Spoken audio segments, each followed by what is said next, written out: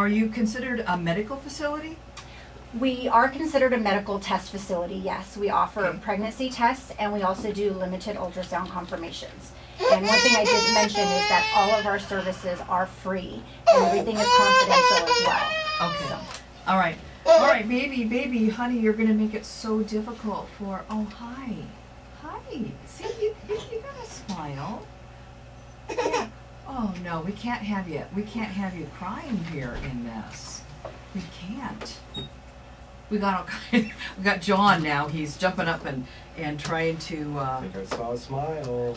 I think you did. There it is. All right. Okay. So here, Andrea, this is. I'm going to say, just take a stab in the dark here at a situation. Let's say a 16-year-old girl thinks that she might be pregnant. She doesn't know, but that's what she thinks, and she calls your organization. She hasn't notified her parents or anything. And she calls your organization. Tell me what happens. How do you help that young woman? So first we start by scheduling an appointment for her, a pregnancy test, and having her come into the center. And like I said, all of our services are free and confidential. We do follow HIPAA guidelines, so she can be, rest assured that we're not going to share her information with the parent, even if she is underage. And once she's in the center, we'll there's a process and questions and things that we'll ask her, an intake, and help her to kind of make a decision on where she's at. So many of our clients come in to the center for pregnancy tests, but there's other things going on in their life, and so we're a listening ear to them. And a lot of times they don't have support from family or friends, and so we're able to help them through other things as well and refer them to other agencies. Maybe they're struggling with addiction or homelessness. And so like I said, they're there for the pregnancy test, but what we end up talking about are other issues going on in their life. And so when they have those things going on, and pregnancy is definitely a crisis, and so it's right in front of them, and that's a scary, scary situation. And so we try to help them maybe move it back and look at the big picture, the long term, how we can help them, in the next 2 years really they can be in our program, and how there's other agencies or other churches in the area that will help them through this process. Okay. All right, Jocelyn, let me ask you a couple of questions here. So, when did you,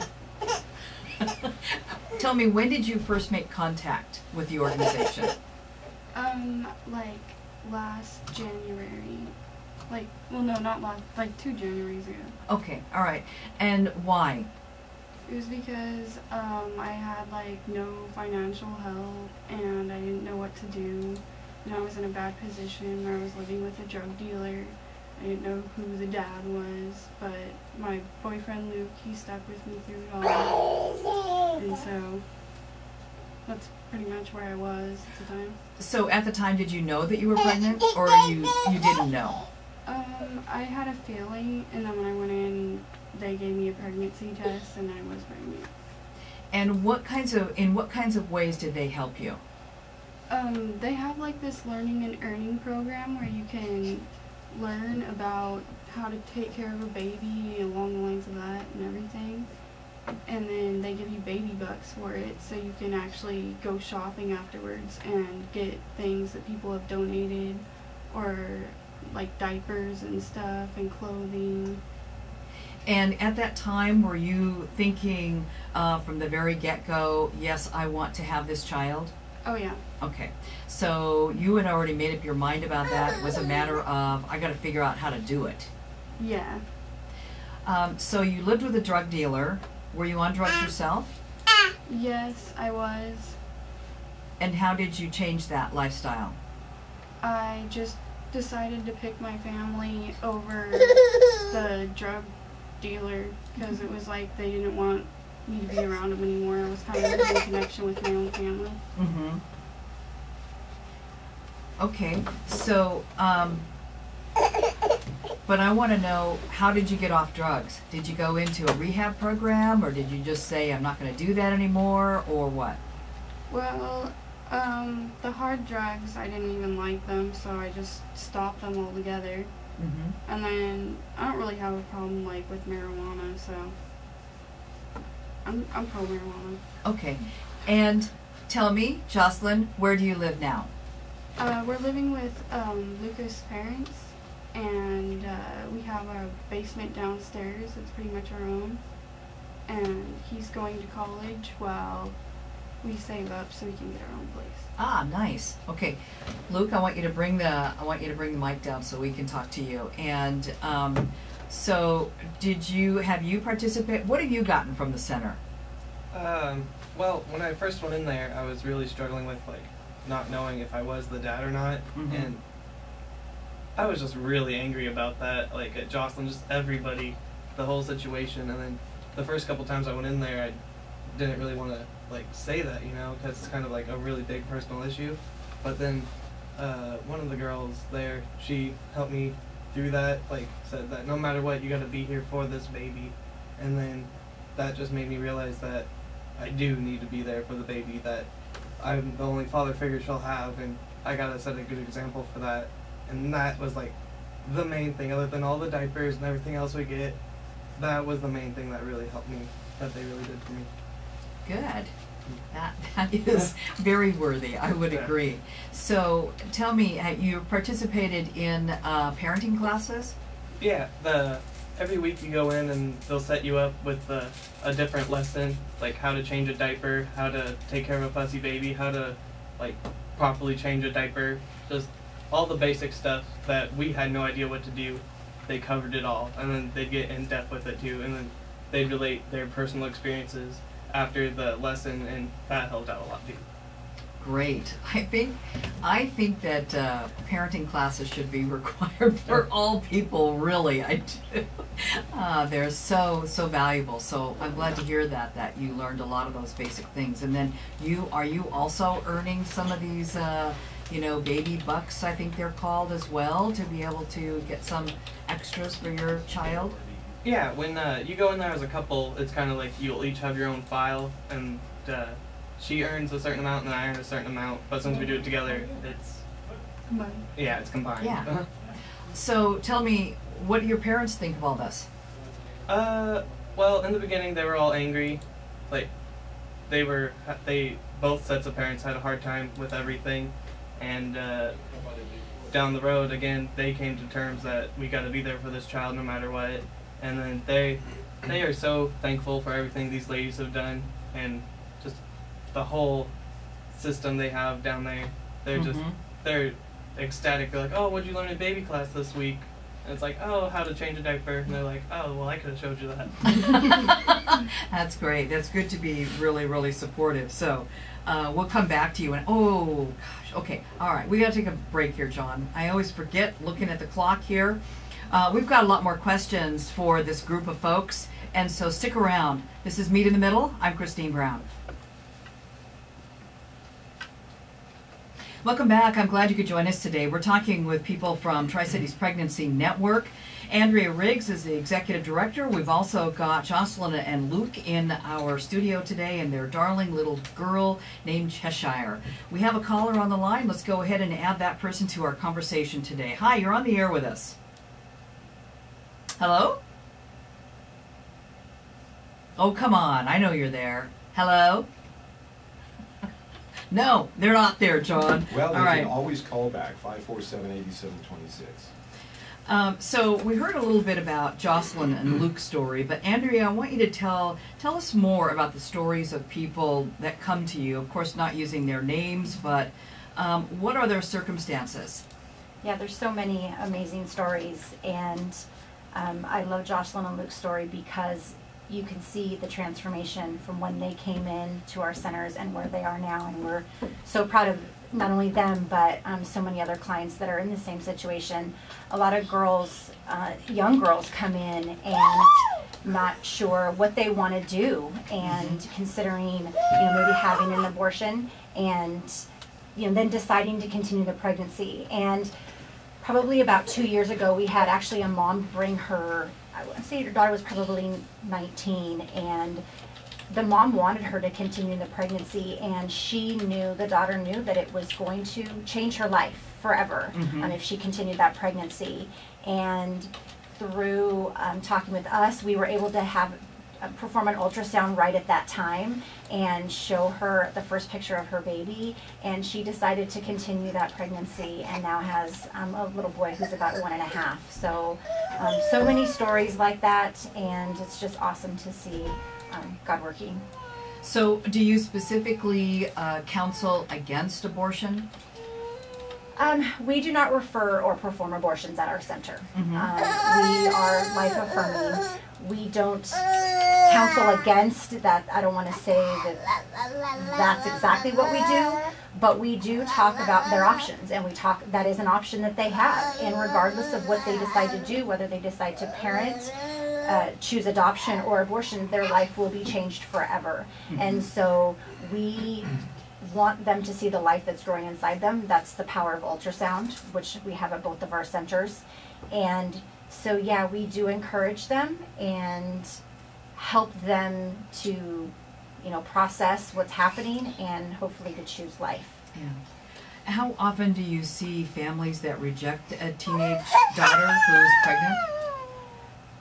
Wow, I wouldn't say it's a lot, but I know that girls come into our center scared to tell their parents. Yeah. And we provide help and advice, brochures, information on how to tell their parents.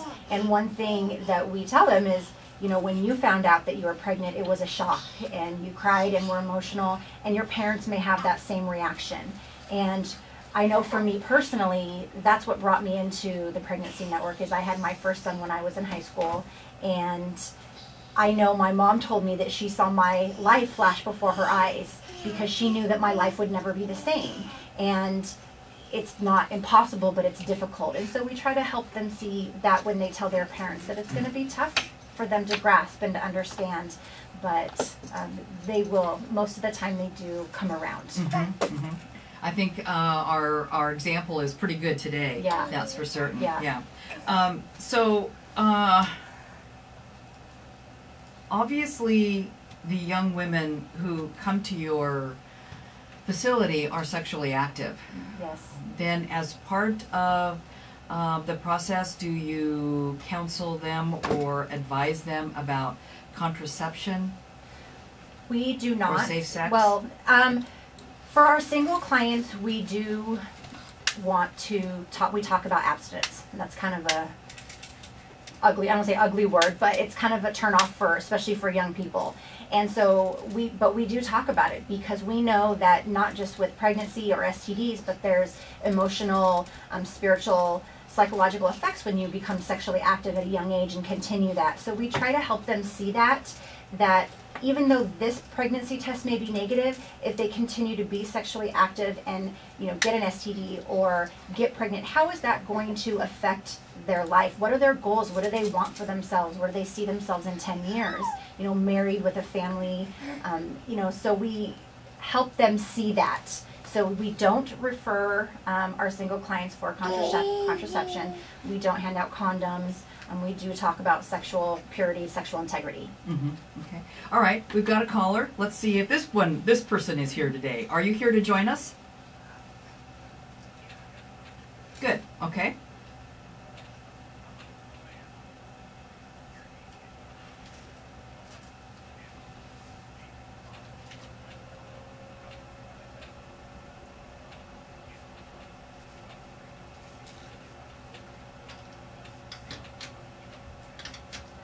That is a great question, and one of the things that we have started the last several months is a fatherhood program, and it's called Stronger.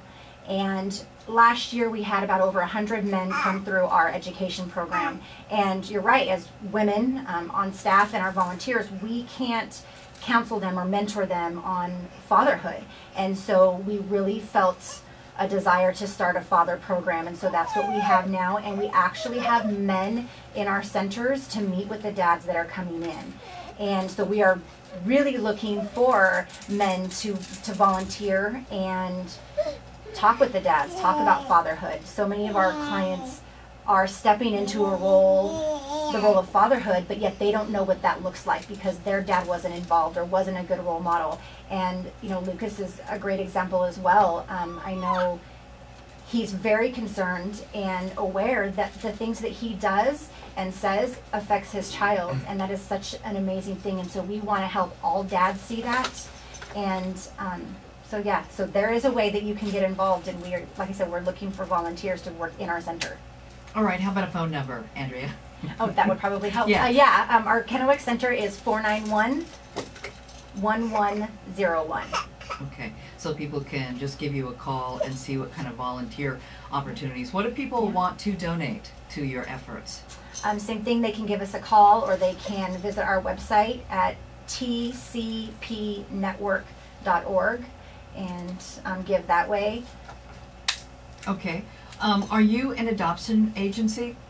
We are not an adoption agency, but we do refer to adoption agencies. We would give at least 3 referrals. We've got quite a bit of information on adoption, so yeah, we don't work with adoption in general. We just refer out. Okay. How often would you say in working with the young people that you do that people choose adoption or becoming a mother themselves? Yeah, unfortunately, adoption is not an option that they choose very, very often. In the 2 years I've been there, I know of one case where a mom has chosen adoption. It was actually a young 14-year-old girl who was actually brought in by her youth pastor, and she chose adoption. And that was a great story because the church just really surrounded her and supported her through that. So unfortunately, it's not something that's chosen because people think they're giving their baby away, and that's a very hard thing to grasp and to understand.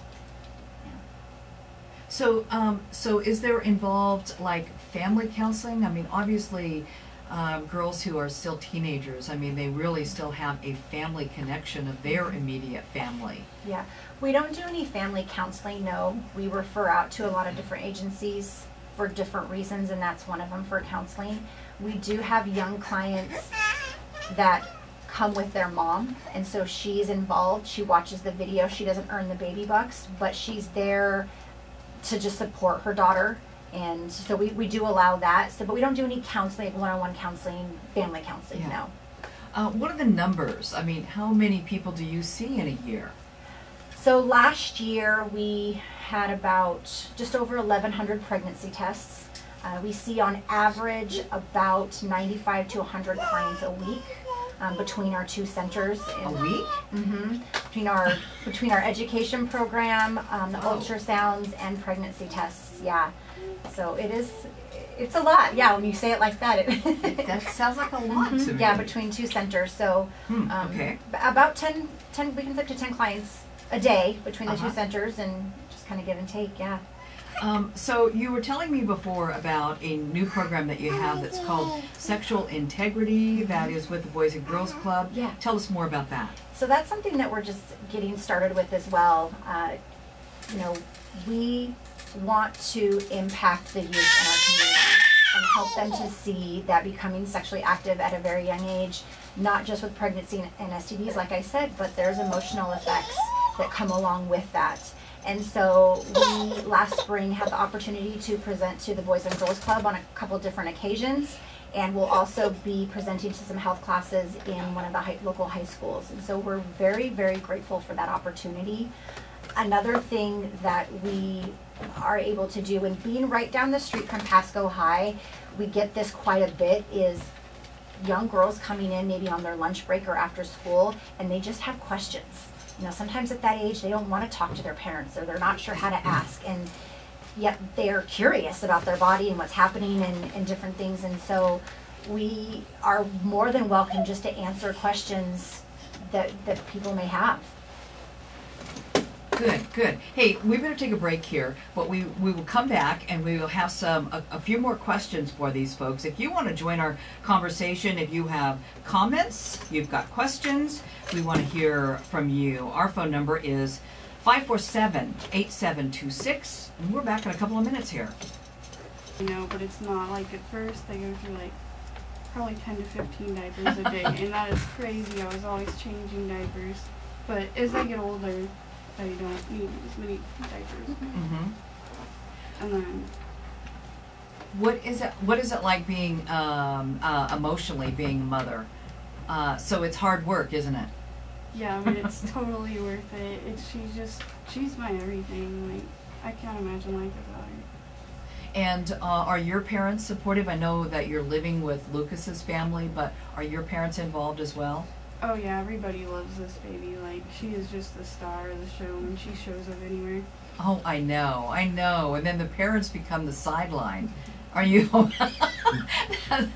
and the baby's everything. Go ahead and leave. We got the kid. We'll see you in a couple hours.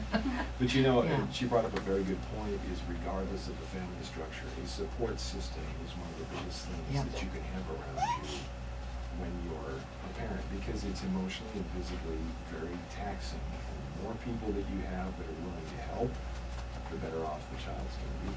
I agree. Let's add this person to our conversation. Hi, you're on the air with us today. Really good.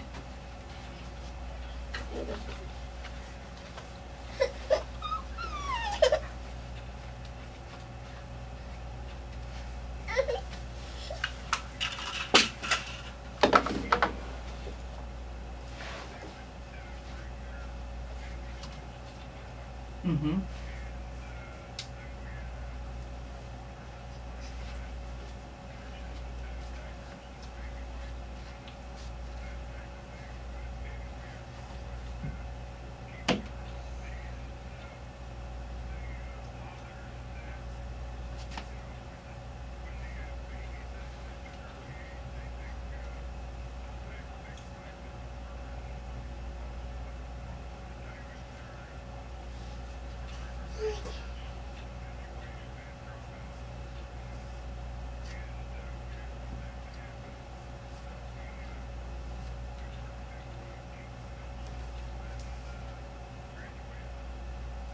That sounds like a great project to be involved in.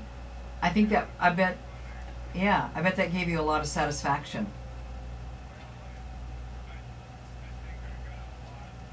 Yeah. Mm-hmm.